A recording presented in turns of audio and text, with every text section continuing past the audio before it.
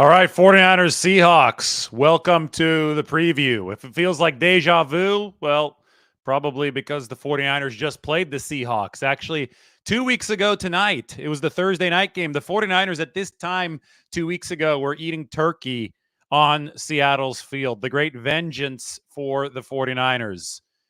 This time on Thursday Night Football, we got some Steelers-Patriots action, and New England went in there and beat them, and I don't think I've ever seen Bill Belichick as excited as he was today. Did you guys see him signaling first down there at the end? He was pumped up for his third win of the season. Who knows what's going to happen in Seattle?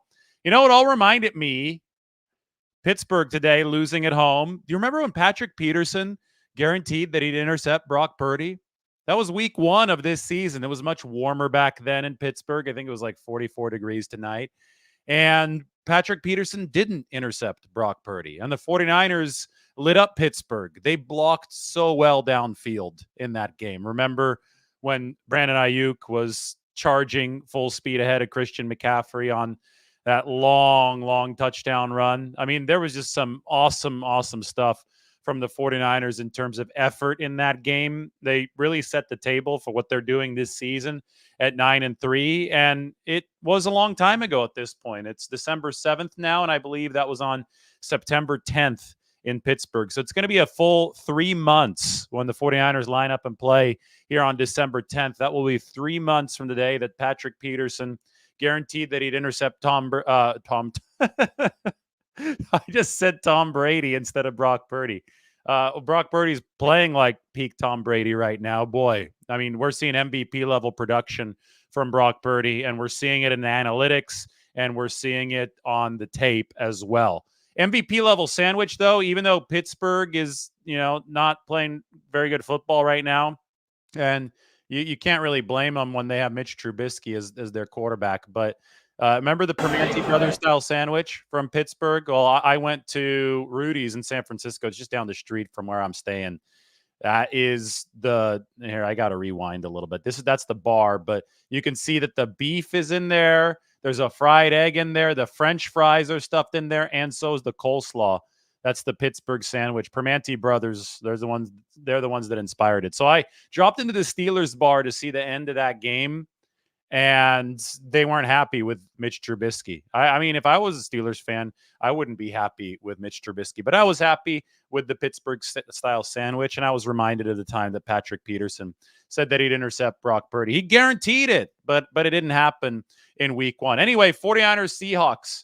This is the preview of this game, and the 49ers are 10.5-point favorites.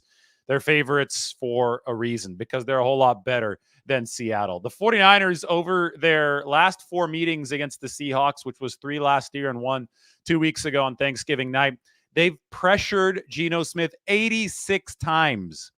I haven't seen that ever in the NFL. 86 pressures over a 4-game stretch, obviously an average of over 20 pressures per game. So the gist of this is that the 49ers defensive line has overwhelmed Seattle's offensive line time and time again. I think Seattle made some improvements this season on the offensive line, but they're just so marginal, right? They're so marginal at this point that it doesn't matter when Nick Bosa and Chase Young and all those guys on the other side. And I know the 49ers probably won't have Eric Armstead in this game, but I don't think it's going to matter again. Charles Cross is the second-year left tackle out of Texas A&M. Abraham Lucas is now right tackle. Remember the Seahawks signed Jason Peters on the wrong side of 40. I think he's 41 or 42. Desperation move for them.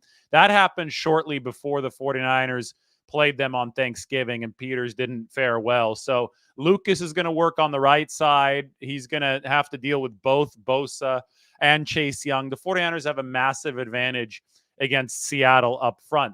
On top of that, they also have a massive advantage against Seattle on the perimeter. I mean, the strength of this Seahawks team when they're not playing the 49ers, well, all the media, speaking of accountability, where are all the people that predicted Seattle was going to win this division? I mean, are you out of your minds?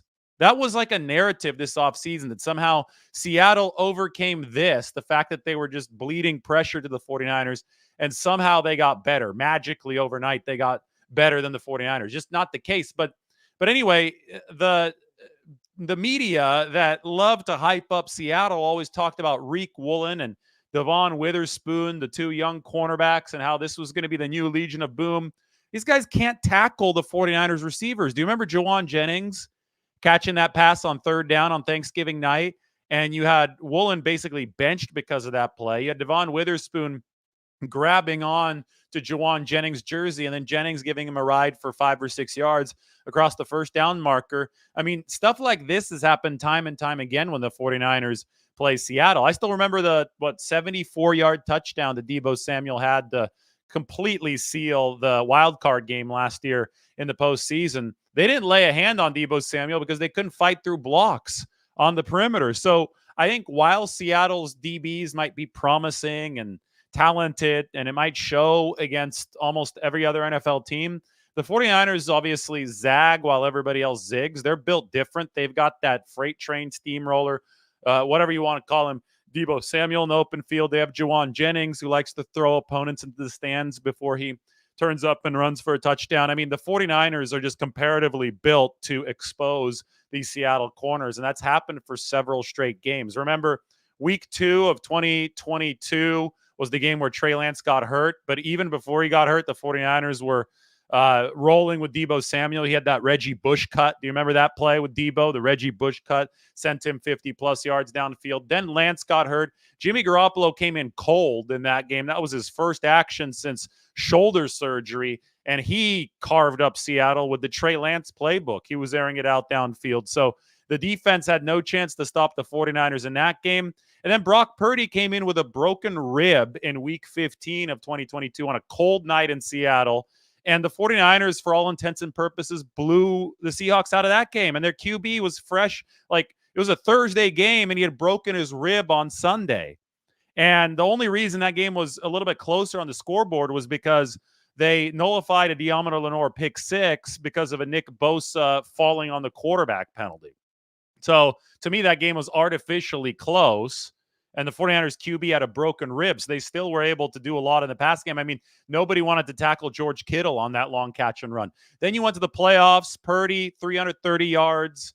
49ers dropped 41 on Seattle. I talk about that Deebo play. That was even in rainy conditions. It was a little bit wet. So, again, Seattle couldn't stop the 49ers' physical wide receiver play. And then you move to Thanksgiving night, and the 49ers won 31-13. They couldn't stop Jawan Jennings.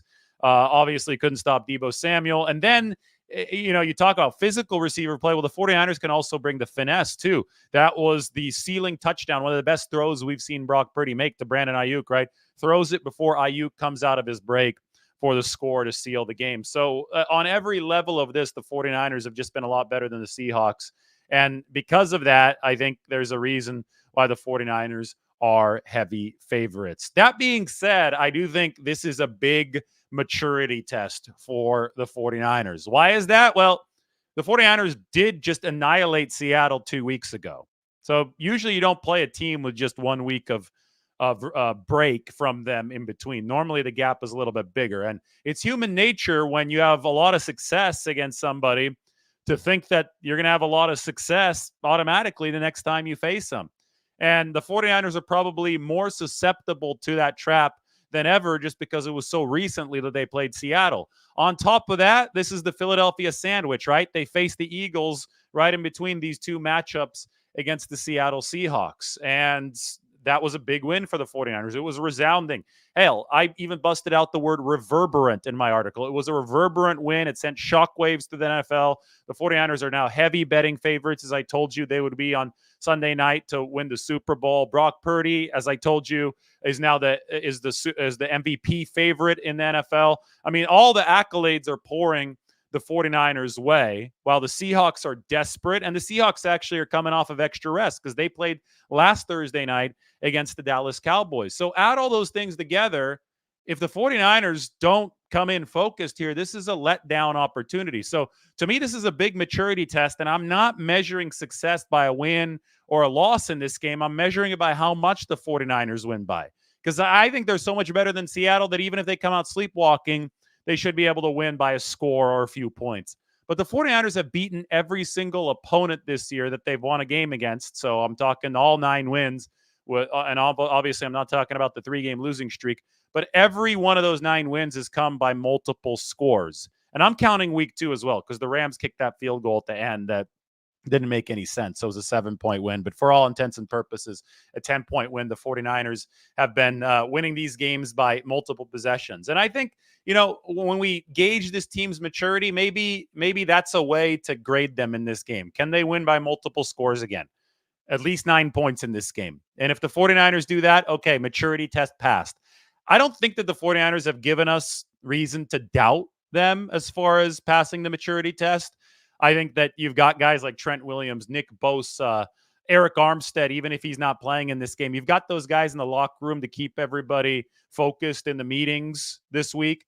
But that being said, again, human nature always is an undercurrent that you have to fight against in this situation.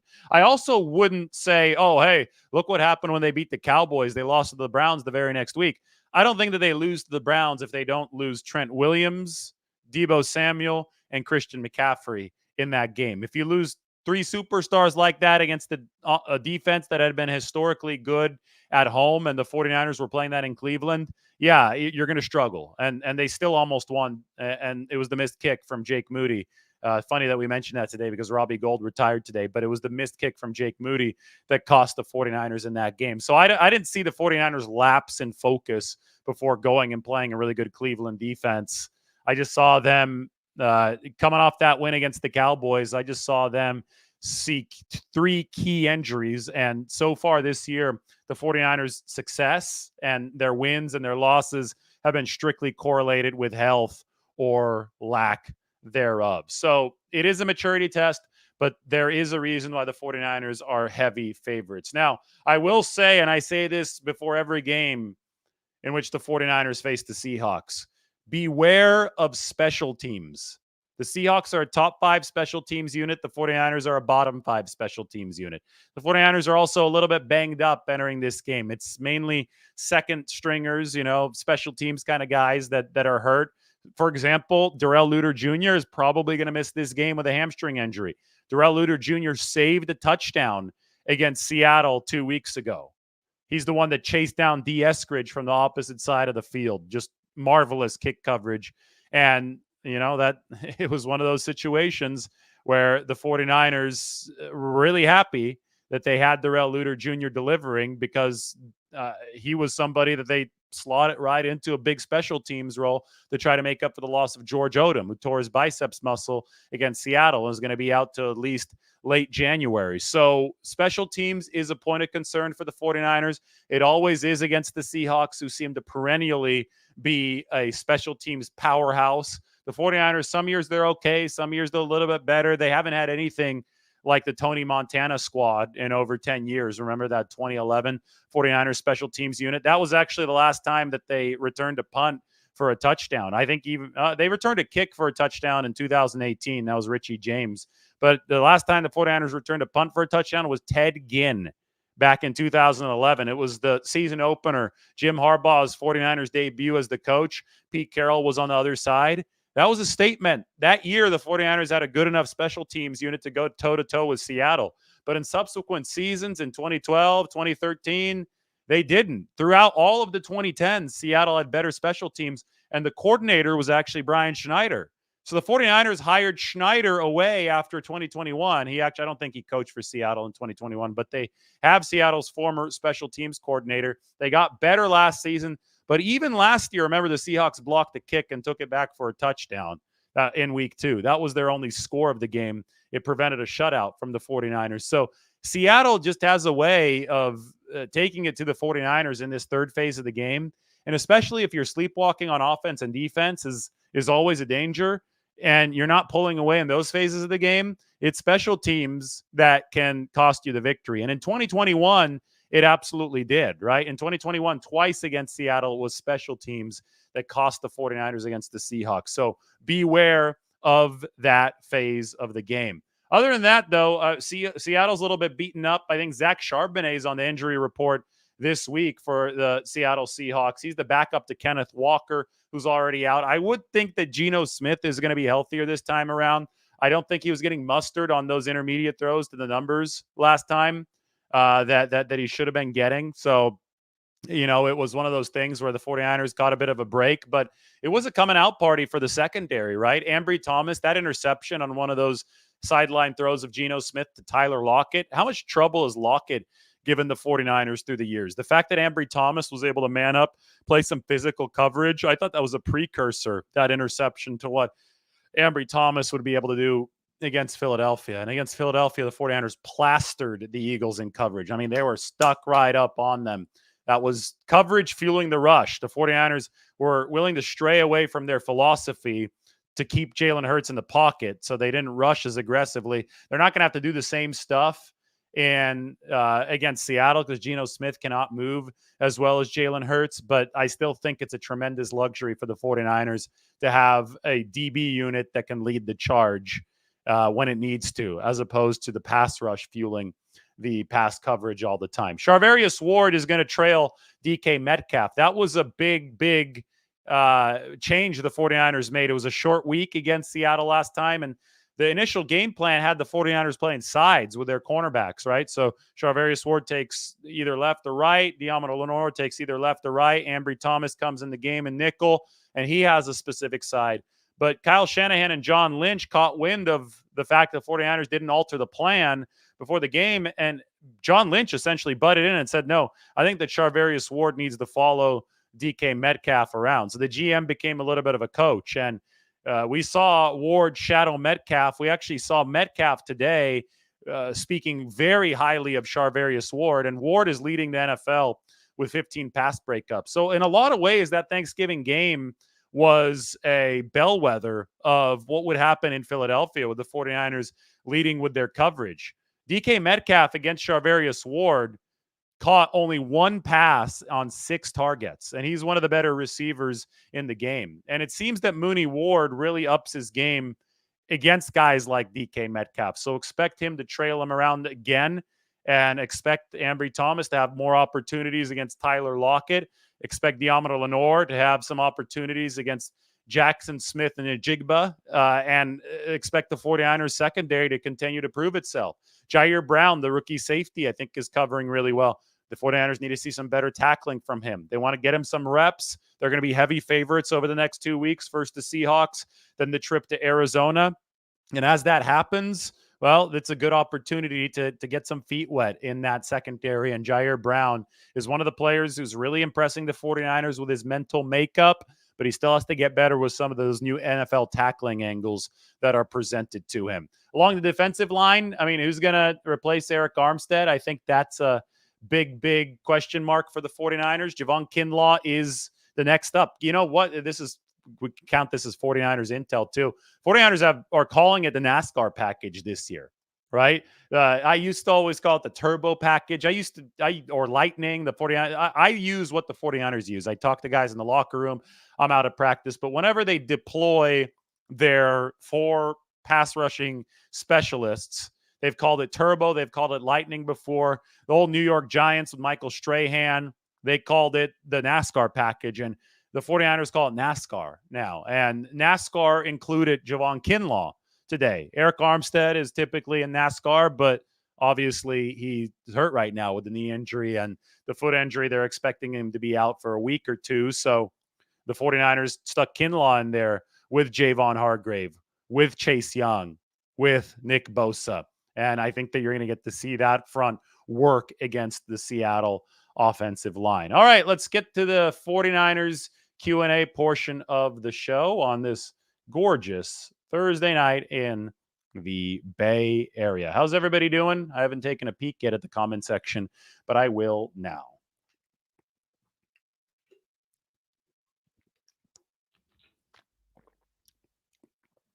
I do think the 49ers can sign Brandon Ayuk and Chase Young next season, but I also think that's not today's concern.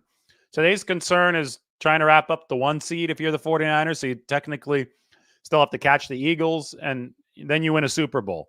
You can't start to talk about how much Brandon Ayuk or Chase Young will make until you get to the end of this journey. Because guess what? The price tag will go up if they win it all versus if they don't, right? That's the Super Bowl tax, they call it. So this is not something to obsess about right now. You got to cross the appropriate bridge when you reach it, and this is not the bridge the the 49ers are at right now.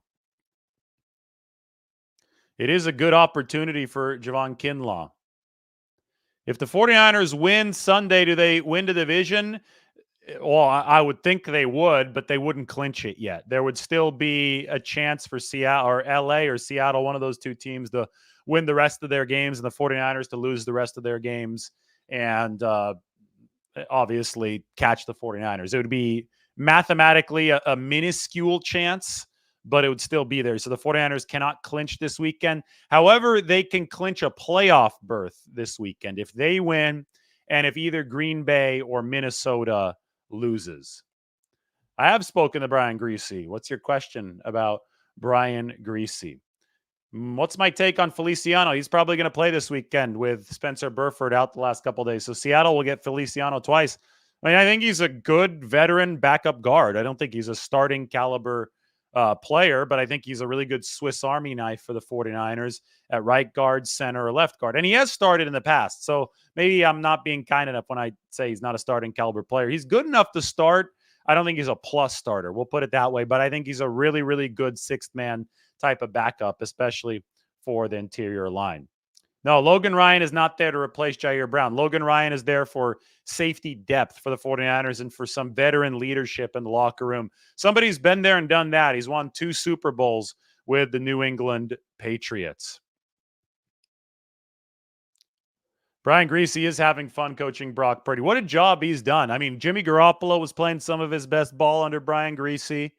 I thought that they did a lot to rework Trey Lance's game and get him more ready for the NFL. I thought that Trey Lance looked decently good in camp. That happened under Brian Griese, but the headlining achievement is Brock Purdy playing at an MVP level. Brock Purdy is an MVP level player. There are no ifs, ands, or buts about it. Every single piece of data points to that. People who say that it doesn't, well, they're not looking at the data. People are saying that it doesn't, but they don't look at the data because they're just basing stuff up in their feelings. Brock Purdy, though, I mean, the way that he's dominating the league right now, the way that he's number one in every single metric, advanced and simple, whichever one you want, that's a big feather in Brian Griese's cap. One thing that I'm very, very curious about is Sam Darnold. Just by being associated with Brian Griese and Brock Purdy and this 49ers offense, I think Sam Darnold's going to get a chance to start somewhere next year. I think at least compete for that starting job, right? You saw this a lot with the dynastic 49ers. If you were in the building, you turn the gold, and other teams wanted part of that commodity, right? The 49ers have the similar kind of reputation this year. If you're in the building with the 49ers, well, they're going to want your coaches. They're probably going to want your players. And when you talk about players, the top of the list is QB. So it would not surprise me if this really resuscitated Sam Darnold's career. And then if that's the case, do the 49ers on an annual basis just bring in quarterbacks who need their career revived to be the backup to Brock Purdy? That's what the defensive line for the 49ers is doing, right? The Cleveland Farrell's in there right now. Arden Key was in there before. Charles Omenihu was in there before. There's all these guys who needed that little boost to their career to go out and make some money elsewhere. And the 49ers had such a factory at the position with Chris Kasarik, such a respected coach at the position, that they started drawing these free agents at bargain bin prices who would outperform their contracts by a lot within the structure of how the 49ers were developing them. Can the backup quarterback position in San Francisco become that as well? Because I think that Brian Griese is developing a really solid reputation with a really good track record through all these quarterbacks that have played underneath him. And Sam Darnold's probably going to be the first experiment heading out into the wild after this year. I think he's going to want a chance, obviously, to compete for a starting job. So I doubt he'll be back with the 49ers, but it will be very, very interesting to track how San Francisco does attract talent for that QB2 role moving forward. People talking about Zach Ertz. Why sign Zach Ertz? Well, because he can catch the football and because he's won a Super Bowl before. He has the game-winning catch, the Super Bowl-winning catch under his belt. That was in 2017 against the Patriots. Right now, Ross Dwelley has a high ankle sprain. He's going to miss a few weeks. Dwelley had only been playing 3 to 10 snaps a game. Charlie Warner is probably your main blocking tight end outside of George Kittle. So you wouldn't bring in Zach Ertz for a massive football role. Maybe a few snaps a game. He's 33 years old. He's past his prime. Everybody gets it. But Logan Ryan, they didn't bring him in to play a ton either. They brought Logan Ryan in to insulate safety depth and bring the 49ers some two-time Super Bowl champion knowledge and aura into the locker room. Zach Ertz has a Super Bowl winning touchdown under his belt. Why wouldn't you want that in the locker room? And Zach Ertz is a Bay Area native. He went to Stanford, so I think he might want to be in the locker room as well. So that would be the answer to your question. Why sign Ertz? I think that's a good reason because it would be a no downside signing with only some upside for the 49ers locker room. Kyle, he didn't say exactly they're not interested in Ertz. He said he thinks that they're fine with what they have.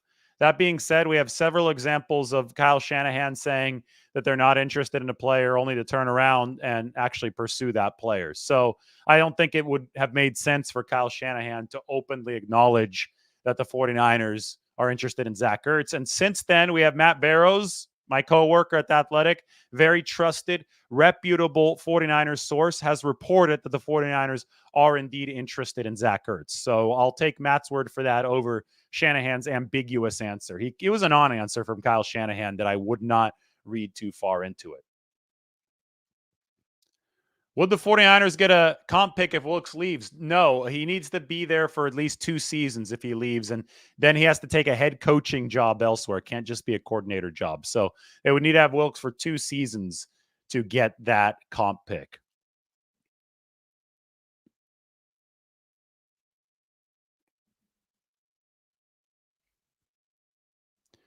The 49ers did draft a tight end from Alabama, but he's on IR and done for the season, Cam Latu. Had an issue with some drops in training camp, and then I think it was a knee issue, so he underwent surgery, and he's on the shelf until next season. Was I surprised at the lack of pass interference penalties against the 49ers on Sunday? No, and I was really happy that the officials just decided both ways to let that game be played by the players, not the officials. That was a big game. That's how you should officiate a big game. The officials were consistent. The one point of controversy was the sideline incident, but that had nothing to do with pass interference. And the 49ers, I mean, every single time when there was a 50-50 or questionable call where the crowd got booing, I watched the replay every single time the cornerback in question turned his head. If you turn your head in the NFL, the refs are instructed to not throw a flag. You just have to be on the lookout for the football. And the 49ers are playing, I think, really, really fundamentally well on the back end.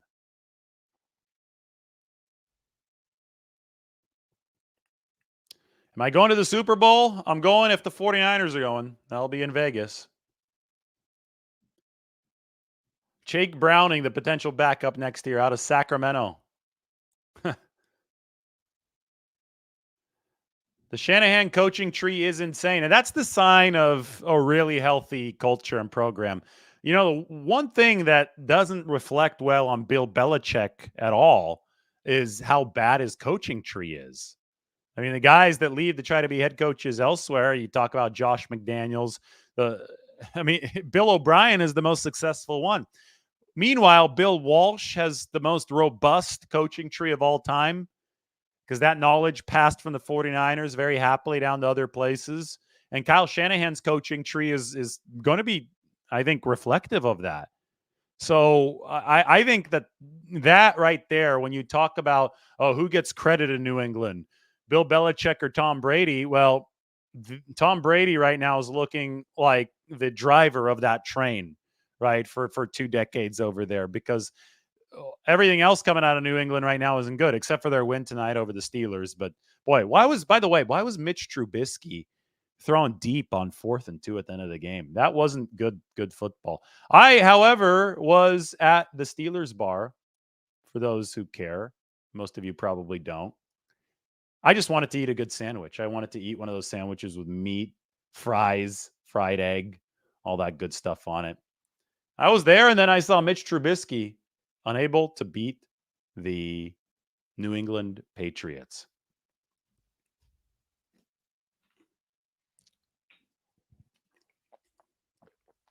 I believe, yes, the Eagles are one of the 4 teams interested in Zach Ertz as well. Chuck just asked for dinner. Didn't I just show you what's for dinner? You want to see it again? Here. That was for dinner. Oh, the things you can eat when you swim in ice cold water. You need to replenish all those calories. That was for dinner.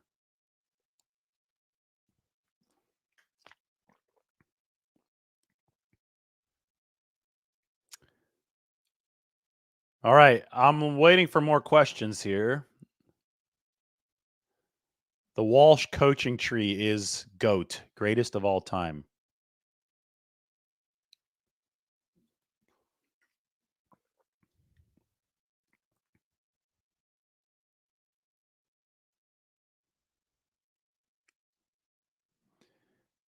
Farrell thinks it was all Brady with the New England dynasty. As always, I think everybody had their contributions, but you have the entity that contributes the most. And I think that as history unfolds, it's looking like it was Tom Brady being the locomotive of that train. What's my feel on Moody on the day that Robbie Gould officially retired? I'll tell you what, Moody hasn't missed a kick since October. In Minnesota, he missed early, but then Kyle Shanahan trotted him out for that kick that was nearly 60 yards long. Fourth quarter, pressure kick, and Moody drilled it.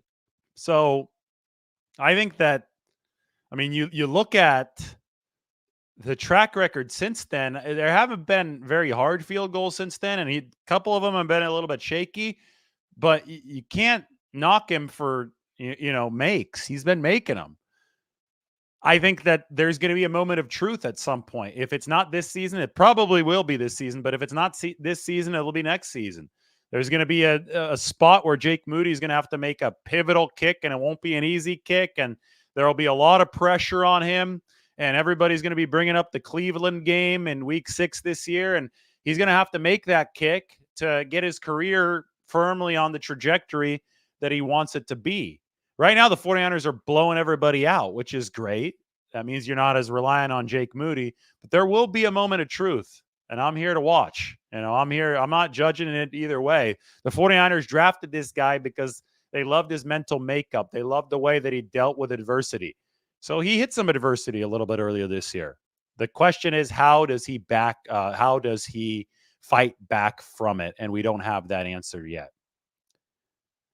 Where is the best pastrami sandwich in San Francisco? That's a good question. There's a place called Little Vine on Grant Avenue, which is in North Beach. It's a little wine shop that has a great pastrami sandwich, but it's only, I want to say Tuesdays. I think Tuesdays are the day that they serve the pastrami. They rotate sandwiches throughout the week, so make sure to check them out. That one is legit.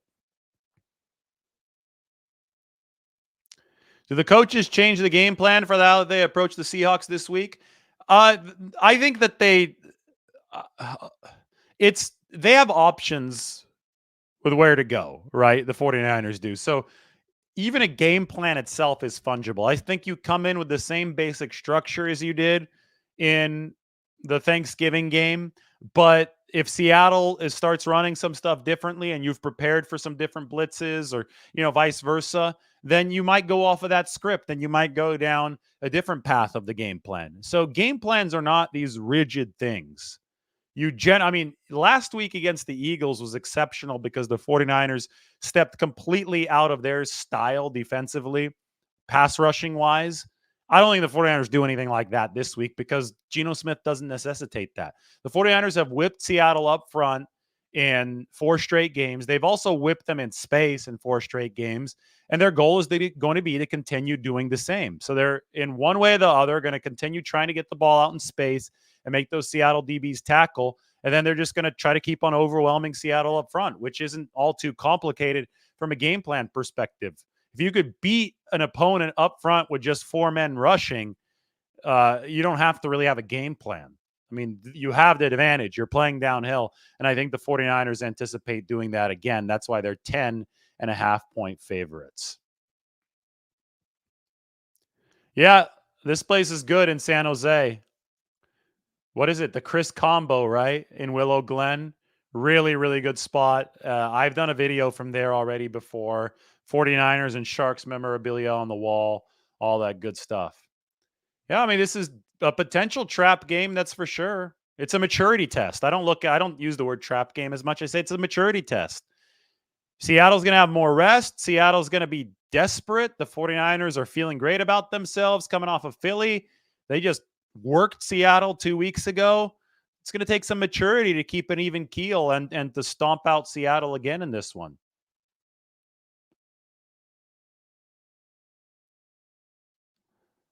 As a broadcaster, I love football. I would love to call football games. That would be a lot of fun.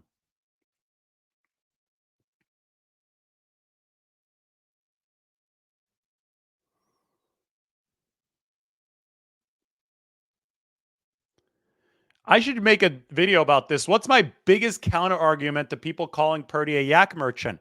Those people are just liars. That's my counter argument. He's not a yak merchant.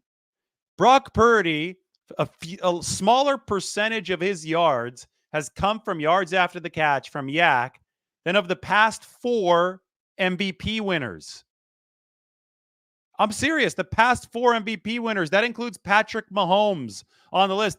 More of Patrick Mahomes' yardage is coming from yak than Brock Purdy's yardage.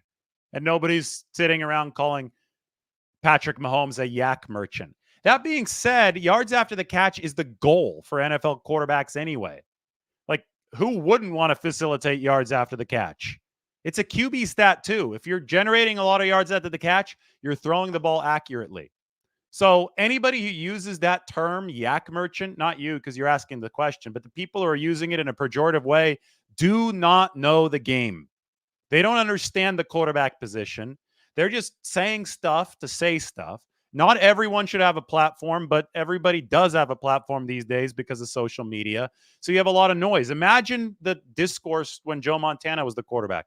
He was getting unnecessarily attacked for some of this stuff too, but you didn't hear it from 1,005 different angles because Twitter didn't exist.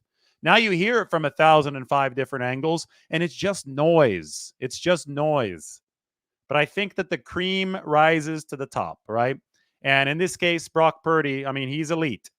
And he sets up yak, but he's not relying on it. He sets up yak just like he sets up deep passes. He's the highest graded deep thrower in the NFL this year. He's been perfect in his deep throwing grade for the past several weeks. I mean, the guy is an MVP level player by any metric. And that's just looking at it fairly in an unbiased sense. I'm not biased. I just go and I look at what's happening in front of me. So making up facts to denigrate Brock Purdy that show no understanding of the game of football, that's the definition of bias. And that's what I have to say about that.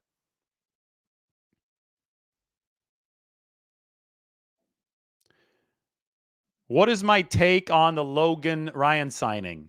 No, they need depth. It's not about trust in Brown. They need depth at safety. They lost 2 safeties for maybe the season. Definitely Hufanga for the season and George Odom for 2 months.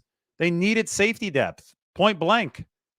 So they went and got Logan Ryan. They love Jair Brown, but they badly needed safety depth. So they called up a guy who was on a cruise to the Bahamas, and they said, hey, we want to sign you. And he said, okay, I'm going to stop drinking on this cruise. And he hit the gym on the cruise. Then he flew across country to the 49ers facility. It has nothing to do with trust in Jair Brown, who's been playing really well in coverage. They believe he's going to be better tackling. Obviously, he's got to iron that out. Nothing to do with that. But you need depth if you're the 49ers at that position.